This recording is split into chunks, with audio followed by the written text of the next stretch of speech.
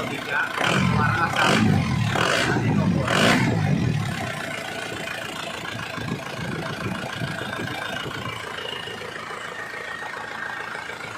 Yang kedua, buka tutup oli. Kalau berasap ngoplos, aman. Mesin tidak berasap.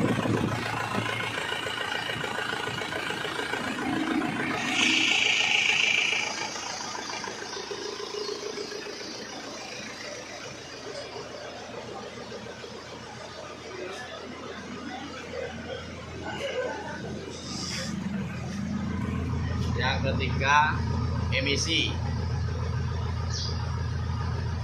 Emisi tidak keluar asap putih, berarti mesin tidak ngoplos.